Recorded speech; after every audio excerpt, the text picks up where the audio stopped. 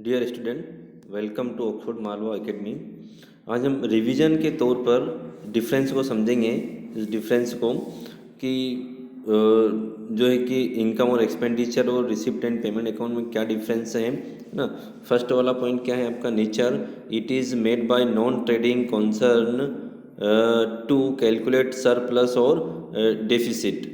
मतलब ये जो इनकम और एक्सपेंडिचर है ये किस प्रकार के नेचर का होता है, ये क्या बताता है, सरप्लस बताता है। सरप्लस मतलब अधिक की, मतलब ओवर जो इनकम एक्सपेंसेस पर इनकम का अधिक की कितना है ना। और डिफिसिट का मतलब वो कमी कितनी हो रही है, मतलब जो है कि कितनी एक्सपेंसेस कितने ज़्यादा हो रहे हैं और उसमें कमी कितनी हो रही है, उसके बारे में ये बताता है।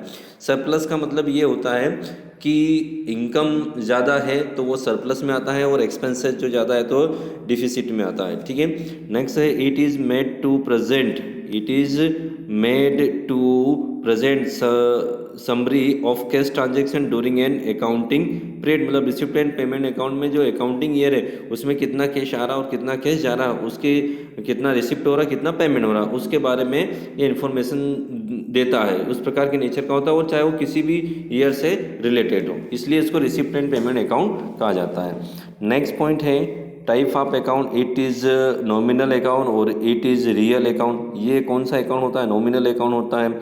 और ये कौन सा अकाउंट होता है, रियल अकाउंट होता है। नॉमिनल इसलिए नॉमिनल अकाउंट उसे कहा जाता है जिसमें इनकम और एक्सपेंसेस के अकाउंट होते हैं। इनकम और एक्सपेंसेस अकाउंट जिस अकाउंट में होते हैं उसको मतलब इनकम और एक्सपेंसेस होते हैं जिस अकाउंट में उसको नॉमिनल अकाउंट कहते हैं।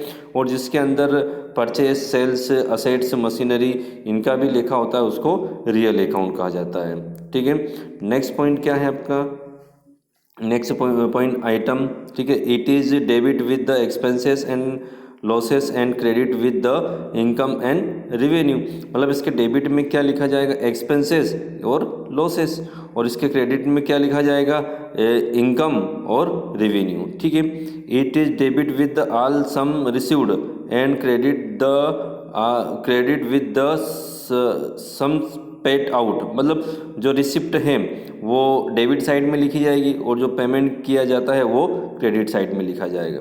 ठीक है, नेक्स्ट पॉइंट है अपना, है ना। नेक्स्ट पॉइंट आप 5 वाला है, ये लर्न कर सकते हैं। Only revenue items are show in this account. इसके अंदर सिर्फ रिवेन्यू आइटम लिखी जाती है। ठीक है, और इसके अंदर अंदर रिवेन्यू और कैपिटल दोनों आइटम इसके अंदर होती है। कैपिटल आइटम मतलब जो जैसे कि मशीनरी है, असेट्स जितनी भी होती है, बिल्डिंग है ना, उसमें जो पैसा इन्वेस्ट होता है उनको सेल और परचेस किया जाता है, वो कैपिटल आइटम के अंदर आती है। ठीक है, उसको भी इसके अंदर लिखा जाता है।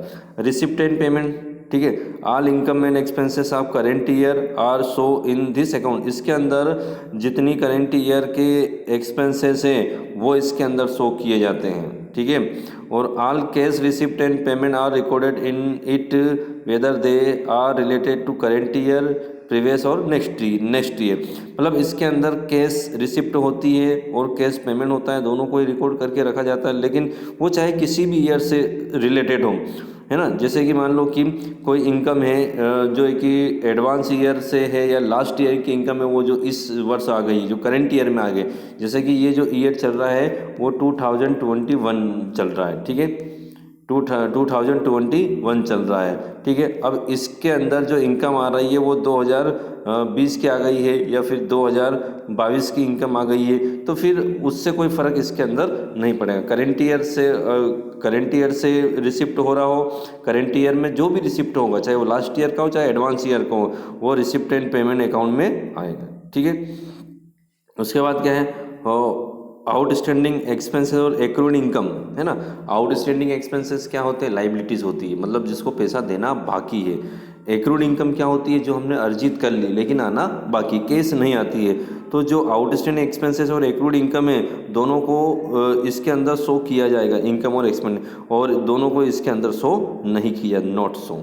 ठीक है, प्रीपेड एक्सपेंसेस क्या होता है, जिनका भुगतान हमने एडवांस कर दिया, जिसके अंदर पैसा नगद गया लेकिन वो इस ईयर से रिलेटेड नहीं है।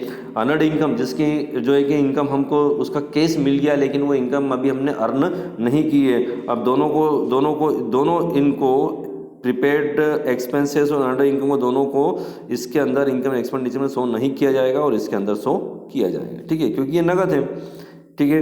तो क्लोजिंग बैलेंस, क्लोजिंग वाला बैलेंस वाला पॉइंट भी समझ लीजिए। Closing balance prepare their surplus at deficiency, और क्लोजिंग बैलेंस या तो सरप्लस होगा इसका क्लोजिंग बैलेंस, या फिर डिफिशिएंसी होगी, अधिक्य होगा या फिर कमी होगी। Closing balance of the account represent cash और बैंक बैलेंस, है ना, मतलब या तो ये कैश बैलेंस बताएगा या फिर ये बैंक बैलेंस बताएगा, ठीक है। उसके बाद इसमें से आप कोई भी 5 पॉइंट लर्न कर सकते हैं, है ना।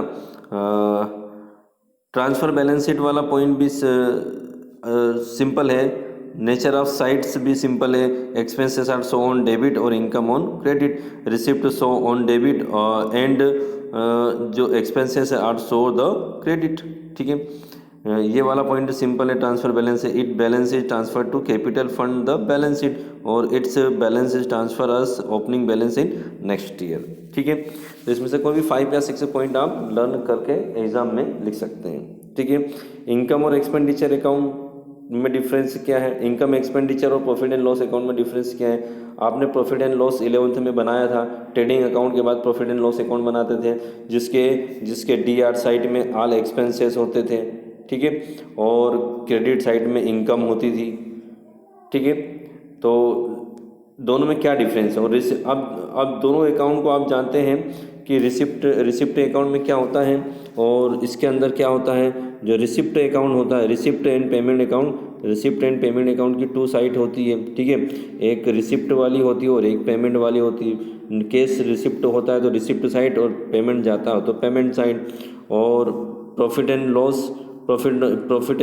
लॉस अकाउंट में क्या होता है, इसमें भी 2 साइड होती है।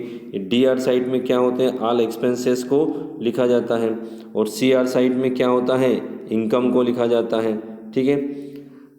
तो इस प्रकार से दोनों में क्या डिफरेंस है अब समझना। पर्पस, इसका पर्पस क्या है, सरप्लस और डेफिशिएंसी, कमी और अधिक्य को जानना होता है, ठीक है। इसका पर्पस क्या है, नेट प्रॉफिट और नेट लॉस क्या है बिजनेस के अंदर, उसको उसकी जानकारी के लिए, उस उद्देश्य के लिए इसको प्रिपेयर किया जाता है। नेक्स्ट पॉइंट क्या है, प्रिपेयर्ड बाय, ठीक है। This account prepared by non trading concerns and professionals, मतलब इसको जो है इनकम एंड एक्सपेंडिचर अकाउंट को कौन प्रिपेयर करता है, नॉन ट्रेडिंग और प्रोफेशन दोनों तैयार करते हैं। लेकिन इसको ट्रेडिंग अकाउंट को कौन तैयार करता है, प्रॉफिट एंड लॉस अकाउंट को। This account prepared by trading concern, prepare किसके द्वारा प्रिपेयर होता है ना। ये जो इनकम और एक्सपेंडिचर अकाउंट है ये ट्रेडिंग कॉन्सर्न से, और ये होता है trading concern account is prepared by trading concern, ठीक है। नेक्स्ट पॉइंट क्या है, बेसिस ऑफ प्रिपेयर्ड बाय। एक बार फिर से इस पॉइंट को आप समझना। This account is prepared by non trading और प्रोफेशनल, मतलब इसको दोनों ही संस्थाएं प्रिपेयर करती है। कौन कौन सी, जो बिजनेस करती है वो भी, और जो सेवा प्रोफेशन का कार्य करती है वो भी। और इसको कौन प्रिपेयर करता है, प्रॉफिट एंड लॉस को सिर्फ ट्रेडिंग जो व्यावसायिक लोग होते हैं वही इसको प्रिपेयर करते हैं। बेस ऑफ प्रिपरेशन इसको किससे किया जाता है, रिसिप्ट एंड पेमेंट अकाउंट से इसको प्रिपेयर किया जाता है। और इसको किससे प्रिपेयर किया जाता है, ट्रायल बैलेंस से प्रिपेयर किया जाता है, ठीक है। उसकी हेल्प से इसको प्रिपेयर किया जाता है। उसके बाद ग्रॉस इफेक्टिव ऑन कैपिटल, है ना। इफेक्टिव ऑन कैपिटल वाला पॉइंट देखना। In case of surplus capital increase and it is case of deficit reduce, ठीक है। मतलब इसमें क्या होता है, कैपिटल इनके सरप्लस से कैपिटल बढ़ती है और डिफिसिट से कम होती है, और इसके अंदर प्रॉफिट से कैपिटल बढ़ती है और लॉस से कम होती है, ठीक है। Gross effective, this account show surplus और डिफिशिएंसी, और this account show gross profit और ग्रॉस लॉस। ये क्या करता है, ग्रॉस प्रॉफिट और ग्रॉस लॉस को करता है, और ये सरप्लस और डिफिशिएंसी को शो करता है, ठीक है। तो इस प्रकार से इसको आपको लर्न करना है। दोनों जो है कि रिवीजन के तौर पर मैं आपको करवा रहा हूँ, ठीक है। Okay, thank you.